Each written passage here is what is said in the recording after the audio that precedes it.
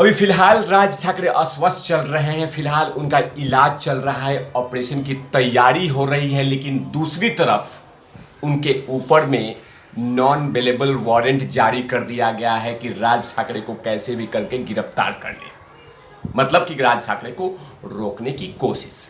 जिस दिन Raj Thackeray loud speaker के मामले में अगर गिरफ्तार हो जाते हैं, उस दिन महाराष्ट्र के राजनीतिक का सबसे बड़ा अध्याय खुल जाएगा।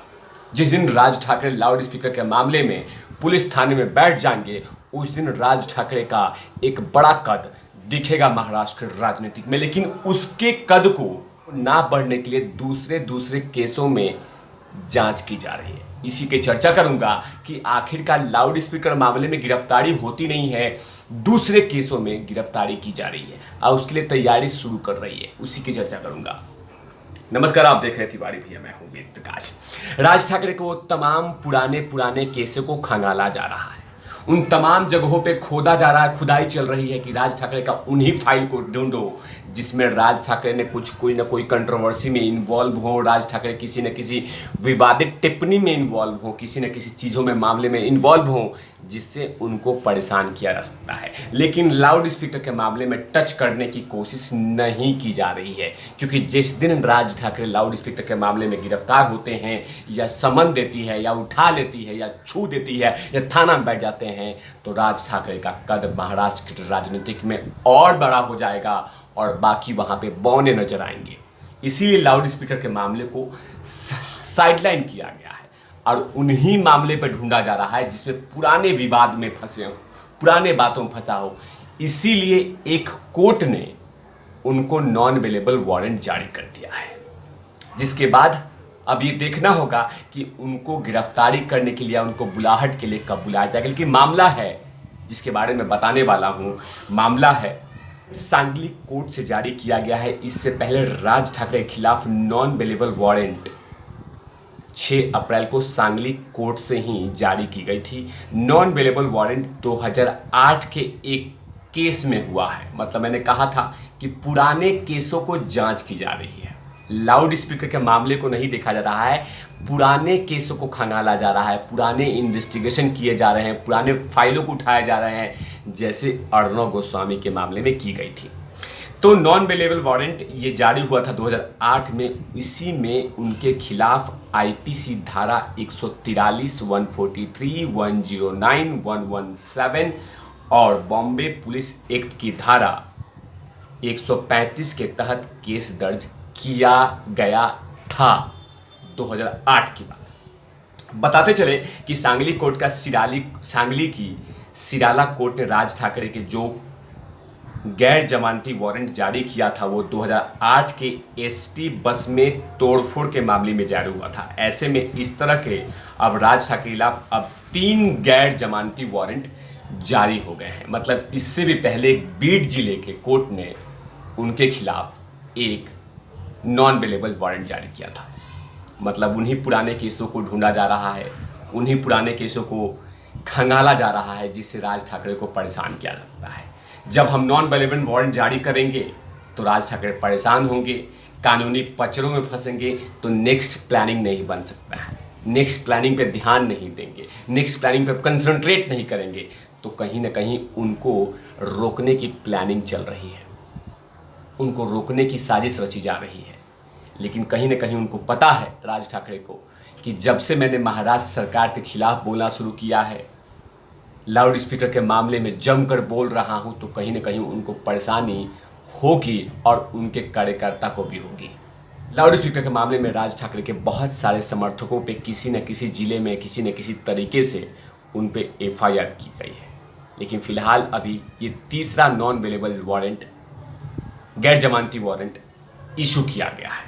मतलब कि राज ठाकरे फिलहाल अभी कानूनी पचड़े में फंसे, अगला प्लानिंग नहीं करे, क्योंकि धीरे धीरे चुनाव नज़दीक आ रहा है और बीएमसी के चुनाव के पहले राज ठाकरे बड़ी बड़ी तैयारियां कर रहे हैं। जनता जनार्दन के नब्ज को टटोलने के लिए एक बहुत बड़ा कैंपेन जारी कर दिया है, जिसने कहा है कि ग्राउंड जीरो पे जाके उन जनता जनार्दन तक लाउड स्पीकर के मुद्दे तक पहुंचाओ, वहां तक छोड़ो, उनसे बात करो, उनको कैसे भी समझाओ कि राज ठाकरे कैसे लाउड स्पीकर के मामले को बढ़ा रहे हैं, चला रहे हैं, ताकि ये मुद्दा शांत नहीं हो। क्योंकि जानते हैं राज ठाकरे कि अगर जनता जनार्दन के ग्राउंड जीरो तक अगर मनसे के कार्यकर्ता पहुंचते हैं और उनकी दिल की बात करते हैं, तो कहीं ना कहीं वो बातें जो पहुंचाना चाहते हैं चुनाव में, वो आसानी से पहुंच जाएगा। इसीलिए बहुत बड़ा कैंपेन राज ठाकरे ऑलरेडी चला चुके हैं। लेकिन फिलहाल अब ये देखना होगा कि आखिरकार वो कौन से केस में कौन सी कार्रवाई होती। लेकिन जो कुछ और भी हुआ है, मतलब उनसे पहले भी एक नॉन अवेलेबल वारंट जारी किया गया हुआ था। महाराष्ट्र के वीड की परली जिला के कोर्ट ने मनसे के प्रमुख राज ठाकरे के खिलाफ एक और गैर जमानती वारंट जारी किया था। राज ठाकरे ने मराठी साइन बोर्ड के मुद्दे पे आंदोलन किया था। इस मामले में भी उनके खिलाफ अरेस्ट वारंट जारी हुआ था। इस मामले में परली की कोर्ट ने मुंबई पुलिस को एक पत्र भेजा था। बावजूद इसके बाद पुलिस ने आदेश पे कोई कार्रवाई नहीं की। तब तक आखिरकार कोर्ट ने उनको दूसरे खिलाफ नॉन वारंट जारी कर दिया था। मतलब कि कोर्ट ने पूछा भी था कि आपने इनको गिरफ्तार क्यों नहीं किया। मुंबई पुलिस भी जानती है कि राज ठाकरे को हाथ लगाना या राज ठाकरे को कोर्ट में बुलाना, माफ़ कीजिएगा, अगर थाने में बुलाना बड़ा मुद्दा बन जाएगा। वो जानती है, महाराष्ट्र सरकार भी जानती है कि अगर राज ठाकरे किसी थाने में बैठ गए तो कहीं ना कहीं वो तमाम न्यूज़पेपरों में बड़ी हेडलाइंस बन जाएगा। और वो जो कद अभी फिलहाल दबा हुआ है, जो लगातार विपक्ष कहती है कि राज ठाकरे सिर्फ इंटरटेनमेंट के लिए आते हैं, राज ठाकरे का काम सिर्फ इंटरटेनमेंट करना है, राज ठाकरे को कोई महाराष्ट्र में नहीं जानता है, राज ठाकरे का कोई कद नहीं है, जो लगातार ये बातें विपक्ष कहती है, उनको ये संदेश चला जाएगा कि राज ठाकरे का कद महाराष्ट्र में कितना है। वैसे रैलियों में भी राज ठाकरे का कद दिखता है कि उनके फैन फॉलोइंग्स कितने हैं, लेकिन विपक्ष कहाँ से स्वीकार करेगी कि राज ठाकरे बहुत बड़ा नेता है।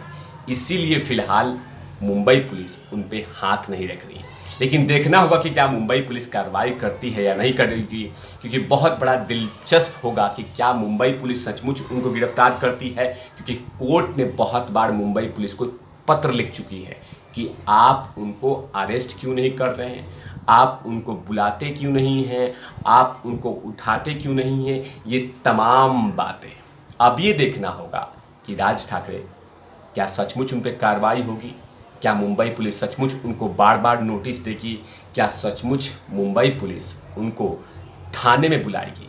लेकिन फिलहाल अभी स्वास्थ्य कारणों से राज ठाकरे अपने आवास पे आराम फरमा रहे हैं, लेकिन घर से ही कुछ राजनीतिक कामों में कहीं ना कहीं किसी न किसी तरीके से अपने बातों को और अपने मुद्दों को बताए जा रहे हैं।